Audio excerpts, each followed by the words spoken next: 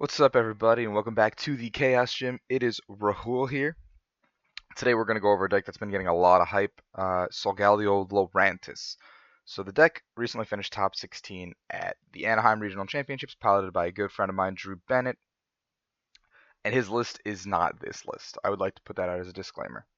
This is the final iteration of the list before the changes he made the day of, um, because there was 5 people to my knowledge working on this deck leading up to the event.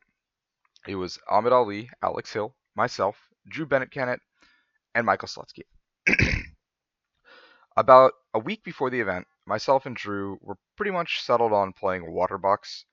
Um, we were testing it extensively. We were testing a lot of other decks, and I was joking around about this deck Ahmed kept posting online. He put it everywhere. In Verbank Fonte, he's like, "This is the play. This is the play." And I was like, "Ahmed, is this actually the play?" And he's like, "No, it's not actually the play."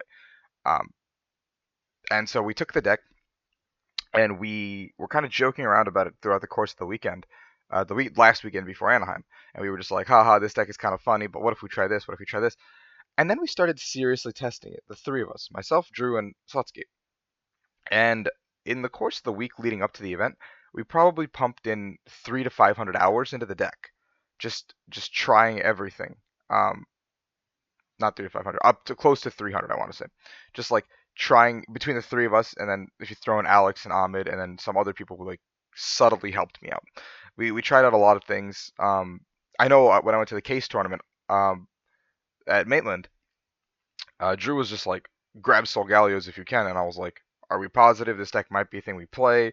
Blah blah blah. And then I went to pick up Solgaleos, and throughout the course of the week, we maybe had 30 to 40 different iterations of the deck.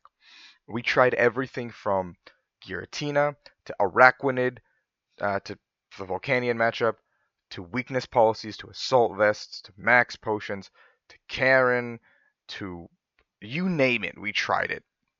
We tried a bunch of different techs. Drew settled on a Glaceon tech the night before the event because he thought it would help the Vespiquen matchup, but didn't play Karen, which was fine, I think, because 2 Super Rod is probably better. But this was the iteration that I and myself and Michael Slutsky had effectively sleeved up the night before until I decided that Vespiquen was more of my comfort pick, and I thought this deck can't beat Vespiquen or Volcanion, which is the reason that I jumped off the ship. So without further ado, given credit to all those that credit was due to, and congratulations to Drew for doing amazing with it. Check out his actual list on someone'spc.com. It's behind a paywall. Ahmed's iteration is also all over Facebook, so you can check that out wherever he posted it. But this is what myself and Michael Slutsky were pretty much set on the night before. Same with Drew until he switched a couple cards around. So there's 2 Shaman, draw cards, obviously, just to get the ball rolling. It's a 2/2 Lurantis because the deck isn't a Lurantis deck. It's more like a Solgaleo deck with Lurantis to clean up. Just set up a 3rd Solgaleo and win the game, or a 4th Solgaleo and win the game.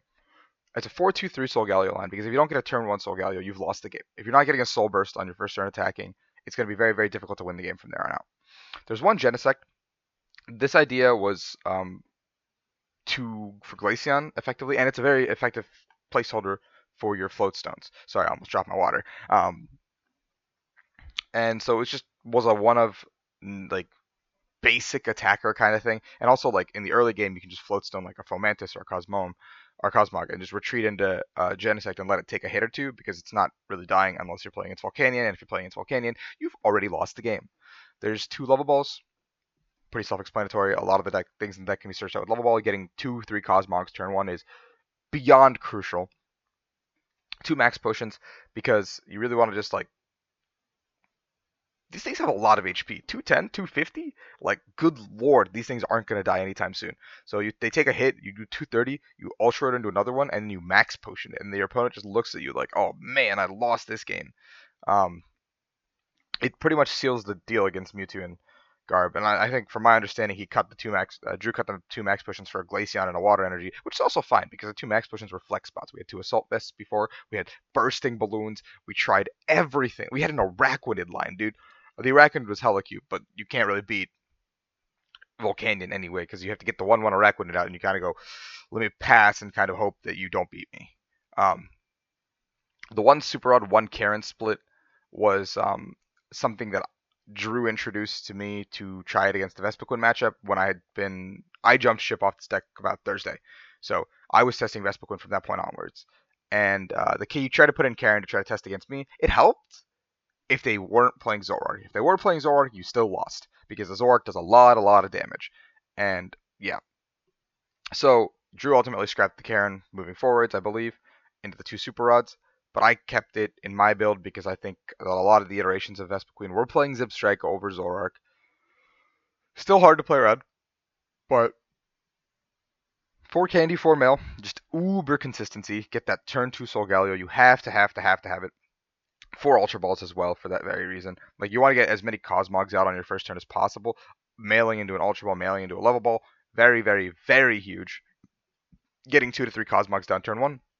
If you have a single Cosmog, it's so easy for a deck to do 60 damage on their first turn in this current format that having those Cosmogs on your field just means nothing's happening. You're just getting rocked. 4 VS Seekers, and like I said, there's the 1 Karen, the 1 Lysander, um, 3 ends because like the Lysander, you don't really need Lysander because you're killing everything anyway, and it's like I'm not really chasing anything. I'm doing one shots. Nothing is living through this except for another Solgaleo on their side. Everything else is dead. Um, Mewtwo's, Mega Mewtwo's, Yveltal fighting Fear Belts, everything you name it. Um, looks like somebody else logged in, so I'm gonna just continue the video. But Yveltal, Maxis, you name it, everything is getting knocked out. Everything is getting um, they're just going to the Shadow Realm. So then there was 4 Sycamore. You have to draw into your consistency cards.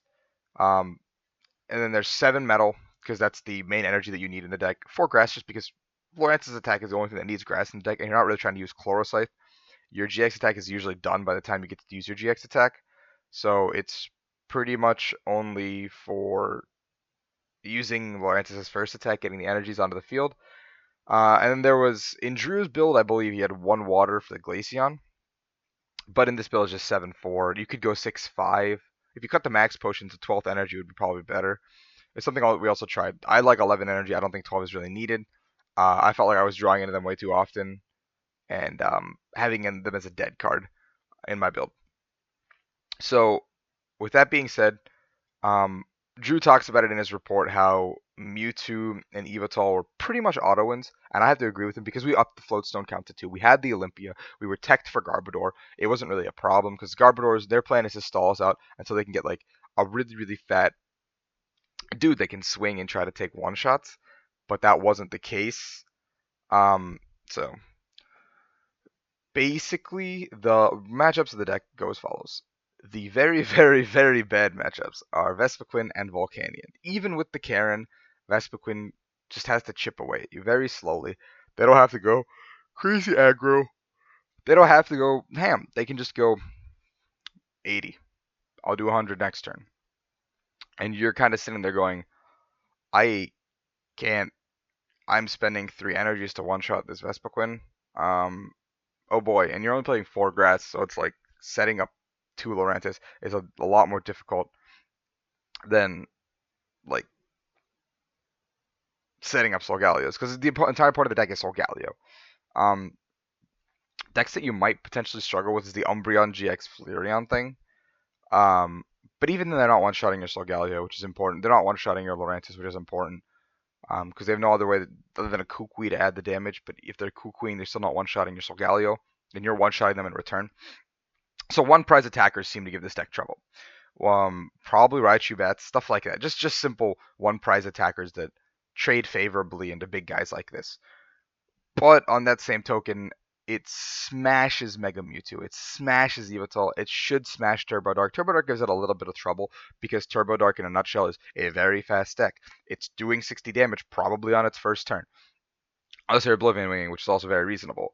So you kind of like let it that matchup, you just let them take 1 to 2 prizes very early, maybe a third, and it kind of goes like the Greninja matchup. You set up, and once you're set up, you can start rolling them, and you take those 6 prizes within no time because they're never actually getting to one-shot range. I don't think Turbo Dark can ever get to the 250 number under any normal circumstance. So it's like a weird matchup, but you always have the opportunity to brick with this deck because it's a stage 2 deck. I waited to put this video out. I know you guys are wondering why. Like, oh, Rahul, you've had the list Why have you been holding out on us? I waited out of respect to my friend Drew, who was the only person to actually pilot the deck out of the five of us named. So I believe that should have been the first one to put out the list. Jose Morero did put out a list on 60 cards before the event, which was one of our rough drafts um, that Jose was helping me test getting cards for. Um, so you can check that out. It's in the free portion of the article. If you want a more in-depth review on every single card in the deck and why Drew chose to play the cards he did, check out his on someone's PC, but that's behind a paywall. But I highly recommend paying for their content. I think Ahmed's going to have an article up on Poke Beach later this week about his. So you can look into his mind too. And I think, and this is my, I guess, thoughts. I was going to bring Slutsky on, but I'm lazy. I didn't want to like wait for him. So other than that, thank you guys for watching. I believe that everyone who contributes and even changes one card in a deck, it becomes theirs because they spent a lot of time and thought into that one card, be it as small as an energy count. So that's my personal philosophy. Like my Vespiquen list is very like 4 cards off of Whambolts that he posted a couple of days ago before the event. But like changing those 1-2 cards makes the entire deck function differently. Like Solgaleo Lurantis, you're playing the Glaceon. You have a different matchup to like the approach to the Mewtwo matchup. You have a different approach to like I don't know. It doesn't make any sense to me. But thank you guys for watching. Check out all the other people who worked on the list, including Alex Hill. He writes 6 prizes. Michael Slutsky 6 prizes. I'm sure they'll write about it a little bit in their articles coming up. Drew, someone's PC, Ahmed, Poke Beach. You can find me here. So check that out, and I hope you guys enjoyed it.